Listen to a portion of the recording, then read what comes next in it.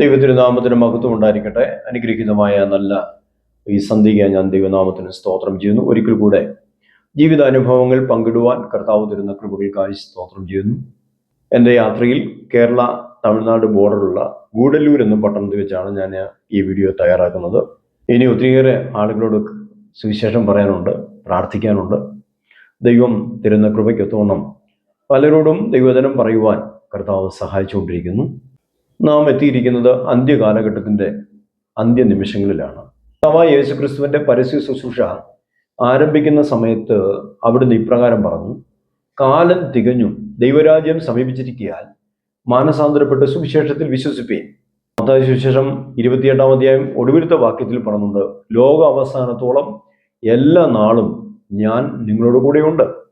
എബ്രായർക്ക് എഴുതിയ ലേഖനം 1-ാം അധ്യായം 1-ാം വാക്യത്തിൽ ഇങ്ങനെ പറയുന്നു: ദൈവം പണ്ട് ഭാഗം ഭാഗമായിട്ടും വിവിധമായിട്ടും പ്രവാചകന്മാർ മുഖാന്തരം അരുളിച്ചെയ്തിട്ട് ഈ അന്ത്യകാലത്ത് പുത്രൻ മുഖാന്തരം നമ്മോട് അരുളിച്ചെയ്തിരിക്കുന്നു. യേശുക്രിസ്തുവിന്റെ ശുശ്രൂഷ കാലഘട്ടം മുതൽ തന്നെ തിരുവെടുത്ത് വെളിപ്പെടുത്തുന്നത് അന്ത്യകാലമെന്നാണ്. അങ്ങനെയെങ്കിൽ നാം എത്തിയിരിക്കുന്ന ഈ തലമുറ അന്ത്യകാലത്തിന്റെ അന്ത്യ നിമിഷങ്ങൾ എന്ന് നമുക്ക് പറയാം. ഇസ്രായേലിനെ കുറിച്ചുള്ള പ്രവചനങ്ങളെല്ലാം അക്ഷരം പ്രതിയായി നിറവേറിക്കൊണ്ടിരിക്കുന്ന ഈ കാലഘട്ടത്തിൽ കാഹളം ധ്വനിക്കുവാൻ അധികം സമയമില്ലെന്ന് ഞാൻ വിശ്വസിക്കുകയാണ്. ഓരോ പ്രാദേശിക ദൈവസഭകളും നഷ്ടപ്പെട്ടു പോകുന്നവരെ കുറിച്ചുള്ള ഭാരമുള്ളവരായി ദൈവം ഏൽപ്പിച്ചിരിക്കുന്ന സുവിശേഷ സന്ദേശം അവരിലെത്തിക്കുവാൻ ഓരോ സഭകളും വളരെയേറെ പ്രവർത്തിക്കേണ്ട ഒരു കാലഘട്ടമാണ്.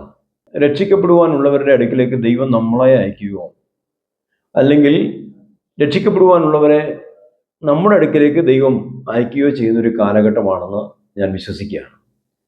ഒത്തിരിയേറെ അനുഭവങ്ങൾ ദൈവം എനിക്ക് തന്നിട്ടുണ്ട്. അതുകൊണ്ടാണ് ഞാനങ്ങനെ പറയുകയും വിശ്വസിക്കുകയും ചെയ്യുന്നത്. അങ്ങനെയൊരു ആത്മീയ അനുഭവം കർത്താവിൽ വിശ്വസിക്കുന്ന ഏവർക്കും ഉണ്ടാവുമെന്ന് ഞാൻ വിശ്വസിക്കുകയാണ്. ഇന്ന് നിങ്ങളുമായി ഒരു അനുഭവം പങ്കിടുവാൻ ഞാൻ കർത്താവിൽ ആഗ്രഹിക്കുന്നു. അന്ന് തിരുവല്ലയ്ക്കപ്പുറത്ത് ഉണ്ടപ്ലാവ് എന്ന് പറയുന്ന സ്ഥലത്ത് ഒരു ചെറിയ പ്രാർത്ഥനായോഗം ഞാൻ നടത്തിയിരുന്നു. ഓർത്തഡോക്സ് സഭയിലെ ഒരു തമ്പിച്ചാൻ എന്ന് പറയുന്ന ആളുടെ വീട്ടിലാണ് ഞാൻ നടത്തിയത്. പിന്നീട് അദ്ദേഹം സ്നാനപ്പെട്ടു. അദ്ദേഹം ഇപ്പോൾ നിത്യതയിൽ മറഞ്ഞിരിക്കുന്നു. അങ്ങനെ ഒരു ദിവസം ഉണ്ടപ്ലാവിൽ നിന്നും മടങ്ങി വരുന്ന സമയത്ത് തിരുവല്ല ബസ് സ്റ്റാൻഡിലോട്ട് ബസ് ഇറങ്ങുന്ന സമയത്ത് പെട്ടെന്ന് ദൂരെ ഞാൻ സ്റ്റേഡിയം കണ്ടു, പബ്ലിക് സ്റ്റേഡിയം. പെട്ടെന്ന് എൻ്റെ മനസ്സിലേക്ക് ഞാൻ എഴുതിക്കൊണ്ടിരിക്കുന്ന ആശയം എൻ്റെ മനസ്സിലേക്ക് വന്നു. കർത്താവിനെ ആരാധിക്കാൻ വരുന്നവരുടെ തിരക്ക് നിമിത്തമായിട്ട് ഇന്നുള്ള സഭാ ഹാളുകളിൽ പോരാതെ വരികയും വലിയ ഓഡിറ്റോറിയങ്ങളിലും വലിയ സ്റ്റേഡിയങ്ങളിലും ദൈവത്തെ ആരാധിക്കുന്ന കൂട്ടായ്മകൾ വരുമെന്ന് ഞാൻ വിശ്വാസത്താൽ എൻ്റെ പുസ്തകത്തിൽ എഴുതിക്കൊണ്ടിരിക്കുന്ന സമയത്ത് തന്നെയാണ് ഇങ്ങനെ ഒരു ചിന്ത എൻ്റെ മനസ്സിലേക്ക് വരുന്നത്. പെട്ടെന്ന് ഞാൻ ആ ബസ് ഇറങ്ങി അടുത്തുള്ള സ്റ്റേഡിയത്തിലേക്ക് നടക്കുവാൻ ആരംഭിച്ചു. നല്ല ചൂടുണ്ട്. അല്പസമയം പോയി വേദപുസ്തകം വായിക്കാം, പ്രാർത്ഥിക്കാം. ജനലക്ഷങ്ങൾ ഒരുമിച്ച് ദൈവത്തെ ആരാധിക്കുന്നത് വിശ്വാസ കണ്ണാൽ കാണാം എന്നൊക്കെ വിചാരിച്ച് ഞാൻ അങ്ങോട്ട് പോകുന്ന വഴിക്ക് തന്നെ നല്ല ചൂടായതുകൊണ്ട് 1 കിലോ ഓറഞ്ചും കൂടെ വാങ്ങി. ദാഹത്തിന് നല്ലതാണല്ലോ ഓറഞ്ച്. അങ്ങനെ ഈ ഓറഞ്ചും വാങ്ങിക്കൊണ്ട് ഞാൻ സ്റ്റേഡിയത്തിൽ കയറിയിരുന്ന് സ്റ്റേഡിയത്തിൻ്റെ ഗേറ്റിനുണ്ട് ഏകദേശം ഒരു 100 മീറ്റർ മാറി ഞാൻ ദൈവവചനം വായിക്കുവാനും പ്രാർത്ഥിക്കുവാനും ആരംഭിച്ചു. അങ്ങനെ ഏകദേശം ഒരു അരമണിക്കൂർ കഴിഞ്ഞ് ഞാൻ കണ്ണ് തുറന്നു നോക്കിയപ്പോൾ എൻ്റെ അടുത്ത് ഏകദേശം 20 മീറ്റർ മാറിയായിട്ട് ഒരു മനുഷ്യൻ വന്ന് ഇരിക്കുക. ഞാൻ അദ്ദേഹത്തിന് വേണ്ടി ദൈവത്തോട് പ്രാർത്ഥിച്ചു, കർത്താവേ, ഞാൻ ഈ മനുഷ്യൻ്റെ അടുക്കിലേക്ക് ഇന്ന് പോകാൻ ആഗ്രഹിക്കുന്നു. അങ്ങയുടെ വചനം പറയുവാൻ ഞാൻ ആഗ്രഹിക്കുക കർത്താവേ.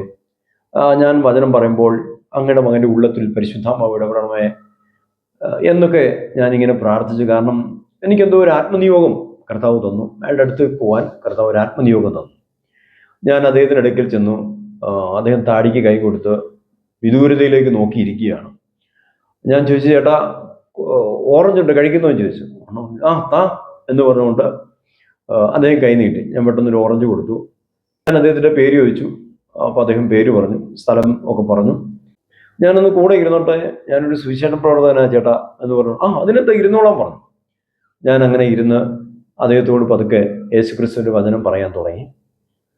ഒരല്പസമയം കഴിഞ്ഞപ്പോൾ ഞാൻ ചോദിച്ചു, ചേട്ടാ ഒന്ന് പ്രാർത്ഥിച്ചോട്ടെ. അതിനെന്താ, പ്രാർത്ഥിക്കാൻ പറഞ്ഞു. അങ്ങനെ പ്രാർത്ഥിച്ചുകൊണ്ടിരിക്കുന്ന സമയത്ത് തന്നെ അദ്ദേഹത്തിൻ്റെ സ്വരം ഇടറിയ സ്വരത്തിൽ അദ്ദേഹം ദൈവമേ എന്ന് വിളിക്കുന്നത് ഞാൻ കേട്ടു. ഞാൻ പെട്ടെന്ന് പ്രാർത്ഥന നിർത്താതെ തന്നെ കണ്ണ് തുറന്ന് എന്താണ് എന്ന് അദ്ദേഹത്തിൻ്റെ മുഖത്ത് നോക്കിയപ്പോൾ അദ്ദേഹത്തിൻ്റെ 2 കണ്ണിൽ നിന്ന് കണ്ണുനീര് ധാരധാരയെ ഒഴുകുക. ഞാൻ ഇപ്പം എൻ്റെ പ്രാർത്ഥന നിർത്തി. ഞാൻ ചോദിച്ചു, എന്ത് പറ്റി ചേട്ടാ, എന്താ? മോനെ, എൻ്റെ മനസ്സിന് ഭയങ്കര ദുഃഖമുണ്ട്. എൻ്റെ വൈഫ് ഒരു കിടപ്പ് രോഗിയാണ്. എൻ്റെ മോള് അവളിപ്പോൾ എൻ്റെ വീട്ടിൽ വന്നിരിക്കുകയാണ്. എൻ്റെ മരുമോൻ ഭയങ്കരമായി മദ്യപിച്ചിട്ട് അവളെ അടിക്കുകയും ഇടിക്കുകയും കൊല്ലാൻ ശ്രമിക്കുകയും ചെയ്യുന്നു. അവന് കുഞ്ഞുങ്ങളോട് സ്നേഹമൊന്നുമില്ല. എൻ്റെ വൈഫിന് മരുന്ന് വാങ്ങാൻ വേണ്ടിയാണ് ഞാൻ ഈ തിരുവല്ലയിൽ വന്നത്. എന്തുകൊണ്ടോ അപ്പോഴാണ് ഈ സ്റ്റേഡിയത്തിൽ വന്നിരുന്ന അല്പസമയം കാറ്റ് കൊള്ളാവുന്ന ഒരു ചിന്ത വന്നിട്ടാണ് ഞാൻ ഇങ്ങോട്ട് വന്നത്. മോൻ പറഞ്ഞ കാര്യങ്ങളൊക്കെ എനിക്ക് വലിയൊരു ആശ്വാസമായി മോനെ എന്ന് പറഞ്ഞപ്പോൾ ദൈവത്തിൻ്റെ പദ്ധതി ഞാൻ മനസ്സിലാക്കി. ഞാൻ ചോദിച്ചു, ചേട്ടൻ യേശുക്രിസ്തുവിനെ വിശ്വസിക്കുന്നുണ്ടോ? യേശുക്രിസ്തു നമ്മുടെ എല്ലാവരുടെയും പാപപരിഹാരത്തിന് വേണ്ടിയാണ് ക്രൂശിൽ മരിച്ചത്. ആ യേശുക്രിസ്തുവിനെ ഹൃദയം കൊണ്ട് വിശ്വസിക്കുകയും വാ കൊണ്ട് ഏറ്റുപറയുകയും ചെയ്താൽ രക്ഷിക്കപ്പെടുമെന്നുള്ളതാണ് ദൈവവചനം പറയുന്നത്. അങ്ങനെയുള്ളവരുടെ പേര് ജീവന്റെ പുസ്തകത്തിൽ എഴുതുമെന്ന് ബൈബിൾ പറയുന്നുണ്ട്. ഞാൻ ഉണ്ടപ്ലാവിൽ ഒരു പ്രാർത്ഥനയ്ക്ക് വന്നിട്ട് തിരിച്ച് മല്ലപ്പള്ളിക്ക് പോകേണ്ടതാണ്. എന്നാൽ ദൈവം എന്നെ ഇവിടെ കൊണ്ടുവന്നിരുത്തി. ചേട്ടനെയും ദൈവം ഇവിടെ വന്നിരുത്തിയല്ലോ. ദൈവത്തിനൊരു ഉദ്ദേശമുണ്ട് ചേട്ടാ. അതുകൊണ്ട് ചേട്ടൻ യേശുക്രിസ്തുവിനെ രക്ഷകനായി സ്വീകരിക്കണം. ഞാൻ ആ പ്രാർത്ഥനയും ചെയ്തോട്ടെ, ചേട്ടൻ അതൊന്ന് വിശ്വാസത്തോടെ ഏറ്റു പറയാമോ? ഉടനെ അദ്ദേഹം പറഞ്ഞു, മോൻ പ്രാർത്ഥിക്കാൻ പറഞ്ഞു. ഞാൻ അദ്ദേഹത്തിനോട് പ്രാർത്ഥിക്കാൻ ആരംഭിച്ചു.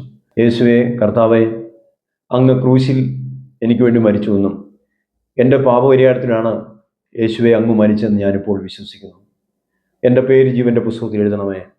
യേശുക്രിസ്തുവിൻ്റെ രക്തത്താൽ എൻ്റെ എല്ലാ പാപം കറകളും കഴുകി എന്നെ പൂർണ്ണമായി ശുദ്ധീകരിക്കും. ഞാൻ അങ്ങയുടെ നാമത്തെ വിളിച്ചപേക്ഷിക്കുന്നു. കർത്താവെ, എന്നെ രക്ഷിക്കണമേ. ഞാൻ ആ പ്രാർത്ഥനാ വാക്കുകൾ ചൊല്ലിക്കൊണ്ടിരിക്കുമ്പോൾ അദ്ദേഹവും അത് ഏറ്റുപറഞ്ഞ് ദൈവത്തോട് പ്രാർത്ഥിക്കുകയായിരുന്നു. ഞാൻ വിശ്വസിക്കുന്നു ഒരു മനുഷ്യനും കൂടെ രക്ഷിക്കപ്പെട്ടു. ആ ഒരു മനുഷ്യന് വേണ്ടിയാണ് ദൈവം എന്നെ സ്റ്റേഡിയത്തിലേക്ക് അയച്ചത്. സാധാരണ ഞാൻ ചെയ്യാറുള്ളത് ഉണ്ടപ്ലാവ് വന്നിട്ട് തിരുവല്ല സ്റ്റാൻഡ് വന്ന് അടുത്ത പ്രൈവറ്റ് ബസ് കയറി കുന്നന്താനത്തേക്ക് പോകാൻ പതിവുള്ളത്. പക്ഷെ എന്തുകൊണ്ടോ അന്ന് അവിടേക്ക് പോവാൻ അതിൻ്റെ കാരണം മറ്റൊന്നുമല്ല, പരിശുദ്ധമാവ് ഗൈഡ് ചെയ്യുന്നുണ്ട്. അദ്ദേഹത്തിൻ്റെ നമ്പർ എനിക്ക് തന്നു. ഞാൻ അദ്ദേഹത്തെ പലപ്പോഴും വിളിക്കുകയും പ്രാർത്ഥിക്കുകയും ചെയ്യാറുണ്ട്. ദൈവജനമേ, പ്രാർത്ഥിക്കണമേ. അനേകം ആളുകൾ യേശുക്രിസ്തുവിനെ രക്ഷകനായി സ്വീകരിക്കുന്ന ഒരു കാലഘട്ടം വന്നിരിക്കുകയാണ്. മറ്റൊരു അനുഭവം കൂടെ പറയട്ടെ. ഞങ്ങളുടെ വീടിനടുത്ത് അപ്പായി എന്ന് പറഞ്ഞ ഒരാളുണ്ട്. അപ്പായി ഒരു ദിവസം രാവിലെ ഇദ്ദേഹത്തെക്കുറിച്ച് ഞാൻ ഒരു സ്വപ്നം കാണുക. ഒരല്പസമയം ദൈവത്തോട് പ്രാർത്ഥിച്ചു, കർത്താവെ, ഞാൻ എന്താ ചെയ്യേണ്ടത്? കാരണം കർത്താവിൻ്റെ ആ ഇഷ്ടം സ്വപ്നത്തിൽ കൂടെ ദൈവം വെളിപ്പെടുത്തുകയായിരുന്നു. ഞാൻ ആ വീട്ടിലേക്ക് പോകാൻ ആഗ്രഹിച്ചു. രാവിലെ 6:30 തന്നെ ആ വീട്ടിലെത്തി. അപ്പം അപ്പാച്ചേട്ടനെ എഴുന്നേറ്റിട്ടില്ല. ഞാനാണ് അദ്ദേഹത്തെ വിളിച്ചെഴുന്നേൽപ്പിച്ചത്. അദ്ദേഹം എഴുന്നേറ്റ് വന്നൊരു ഫോട്ടോ ഉണ്ട്. ആ ഫോട്ടോയുടെ മുമ്പിൽ ഒരല്പസമയം, ഏകദേശം ഒരു 10 മിനിറ്റോളം അദ്ദേഹം പ്രാർത്ഥിച്ചു. അത്രയും സമയം ഞാൻ ക്ഷമയോടെ അവിടെ നിന്നു. അദ്ദേഹത്തിന് എന്നെ പരിചയമുണ്ട്, എങ്കിലും ഒന്നുകൂടെ ഒന്ന് പരിചയപ്പെടുത്തി, ചേട്ടാ, ഞാൻ ഇന്നിടത്തെ ആളാണ്, ഇന്നയാളുടെ മോനാണ്, ഇന്നയാളുടെ അനിയനാണ് എന്നൊക്കെ പറഞ്ഞപ്പം അദ്ദേഹത്തിന് വളരെ മനസ്സിലായി. ഞാൻ അദ്ദേഹത്തിൻ്റെ അടുക്കൽ ഇരുന്നിട്ട് പറഞ്ഞു, ചേട്ടാ, ഇന്ന് രാവിലെ ഒരു സ്വപ്നം എന്നെ ദൈവം കാണിച്ചു. അങ്ങനെയാണ് ഞാൻ ഇങ്ങോട്ട് ഓടി വന്നത്. ഞാൻ ദൈവവചനം പറയാൻ ആഗ്രഹിച്ചാണ് ഓടി വന്നത്. യേശുക്രിസ്തുവിനെ കുറിച്ച് അറിയാമല്ലോ, ക്രിസ്ത്യാനിയാണ്. എന്നാലും ഒന്ന് ചോദിക്കുകയാണ്, യേശുക്രിസ്തുവിനെ ആഴമായി സ്നേഹിക്കുന്നുണ്ടോ എന്നൊക്കെ ചോദിച്ചപ്പോൾ അദ്ദേഹം പറഞ്ഞു, ഞങ്ങൾ ഇന്ന ചർച്ചിലാണ് പോകുന്നത്. നമ്മൾ ചർച്ചിൽ പോകുന്നതിൻ്റെ കാര്യമല്ല പോകുന്നത്, ക്രിസ്തുവുമായിട്ട് വ്യക്തിപരമായ ബന്ധമുണ്ടോ എന്ന് ഞാൻ ചോദിച്ചു. ഇല്ലെന്ന് പറഞ്ഞു. അങ്ങനെ ഞാൻ അദ്ദേഹത്തെ ഒരു പതുക്കെ വചനം പറയാൻ ആരംഭിച്ചു. തുടർന്ന് എല്ലാ ശനിയാഴ്ചയിലും അല്പസമയം അവിടെ പോയിരുന്ന് വചനം ധ്യാനിക്കാനും യേശുക്രിസ്തുവിൻ്റെ ഉപദേശ സത്യങ്ങളൊക്കെ പറയാനും കർത്താവ് കൃപ തന്നു. ഒരു ദിവസം രാവിലെ ഞാൻ കേൾക്കുന്നത് ഈ അപ്പായിച്ചേട്ടൻ മരിച്ചു എന്നുള്ളതാണ്.